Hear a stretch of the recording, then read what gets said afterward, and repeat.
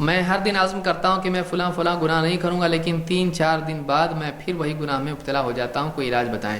یہ چیزیں جو میں نے بتائی ہیں یہی ان کا علاج ہے، جو تقویٰ کے سلسلے میں نے بتائی وہی اس کا علاج ہے۔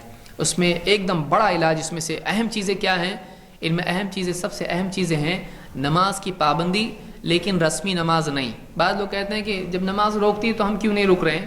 اس لیے نہیں رک رہے ہیں کیونکہ آپ اپنی نماز پڑھ رہے ہیں، اللہ اور اس کے رسول کی بتائی ہوئی نماز نہیں پڑھ رہے ہیں۔ دیکھیے یاد رکھیں، جو نماز اللہ نے بتائی ہے، قد افلح المؤمنون الذین هم فی صلاتهم خاشعون، اللہ نے یہ تھوڑی کہا کہ اٹھک بیٹھک کر لو، کوے کی طرح ٹھونگ لگا لو، ایسا پڑھو جو تم کو خود سمجھ میں نہیں آ رہا ہے کیا ہے، دھیان کہیں ہے اور تم کہیں ہو، ایسی نماز نہیں۔ ویسی نماز جو اللہ نے بتائی ہے، ویسی نماز جو رسول اللہ صلی اللہ علیہ وسلم نے سکھائی ہے، کہ آدمی کا پورا دھیان نماز میں ہو، وہ اللہ کے آگے اپنی بندگی کے عہد کو یاد کر رہا ہو کہ میں پابند ہوں اللہ کے حکموں کا، اور وہ جو پڑھ رہا ہو اللہ اکبر، سبحان ربی العظیم، سبحان ربی الاعلیٰ، اہدنا الصراط المستقیم، یہ اس کو معلوم ہو میں کیا پڑھ رہا ہوں، تب جا کر اس کے دل پر نماز اثر کرے گی۔ نماز کوئی میجیکل سولوشن نہیں ہے، کوئی ایسا طلسمی فلسفہ والا چیز نماز نہیں ہے، نماز عملی مشق ہے۔ نماز اپنے آپ کو سدھارنے کی کوشش ہے۔ جب تک کہ شعوری طور پر نماز نہیں پڑھے گا، دھیان کہیں اور ہے، تو نماز کیا فائدہ اس کو پہنچائے گی؟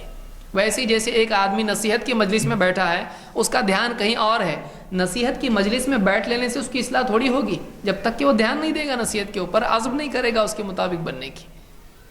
تو یہ بات یاد رکھیں کہ یہ چیز، ایک تو نماز صحیح ہو، دوسرے صحبت اس کی صحیح ہو، تیسرے یہ کہ وہ ایسے چھوٹے چھوٹے اعمال کرے جن سے نفس کی اصلاح ہوتی ہے۔